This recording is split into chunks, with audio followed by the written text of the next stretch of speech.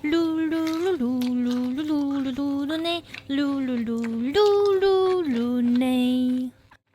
everyone, I'm Lele. Today let's make a famous Chinese dish, sweet and sour chicken. Of course I love it, and here is how I make it at home. I will introduce some tips that I usually use, such as rubbing a lot of green onion and ginger water into the chicken to make it more tender, using lemon juice to increase the fruity flavor, and using cold milk to create a difference in temperature between the chicken and the hot oil to make it more crunchy. Let's get started. We need to debone the 2 chicken legs first. Don't use brute force. If you don't know how, watch my crispy lemon chicken video. There is a thorough explanation. The link is in the description.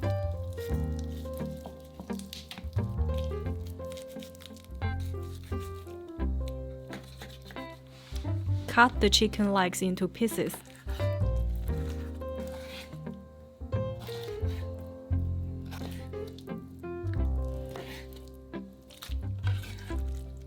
Let's marinate first. Chop a few slices of ginger and green onions.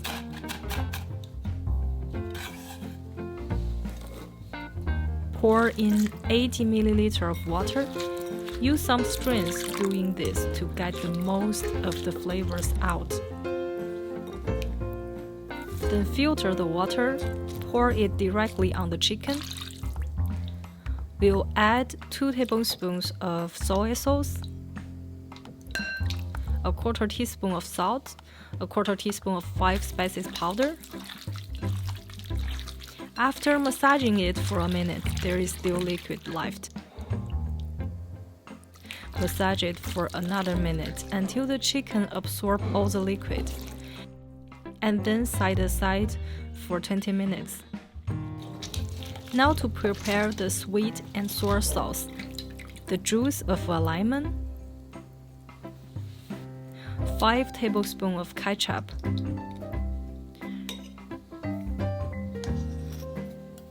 2½ teaspoons of sugar, a 1/4 teaspoon of white pepper powder. The sauce is prepared. Now for the wok later, we'll need garlic,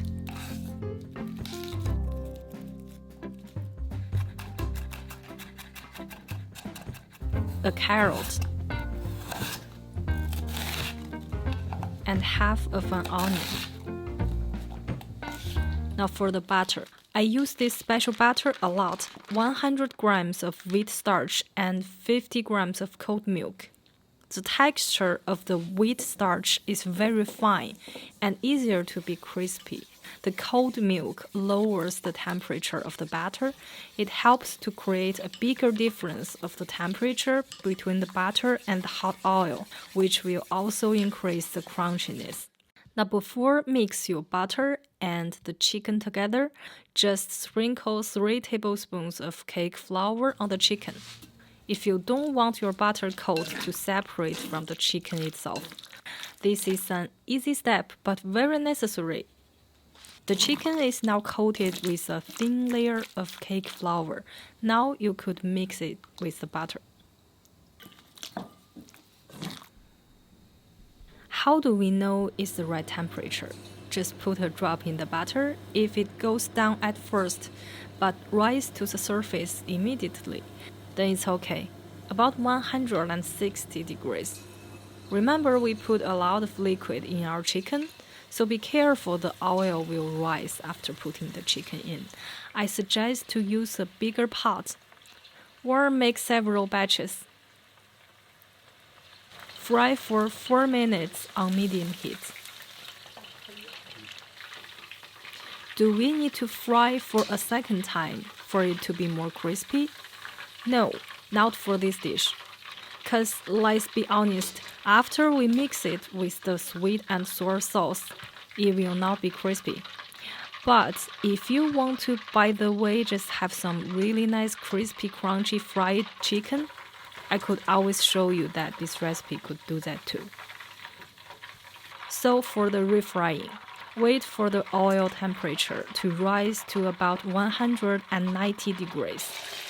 Refry it for only 30 seconds.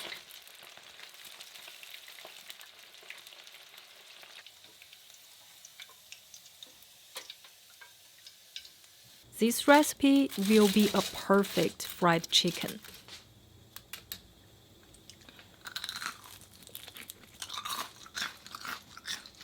Now we start to wok medium heat oil, minced garlic, the onion and carrot.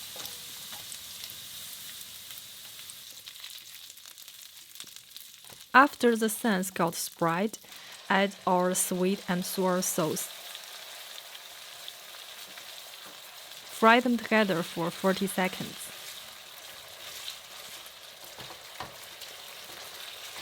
Now this is quick. Throw in all the fried chicken. Quickly mix with the sweet and sour sauce.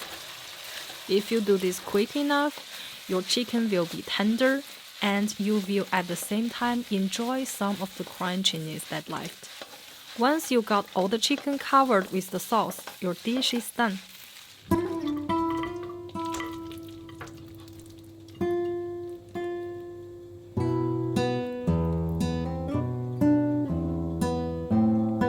It's very difficult to forget such a flavor.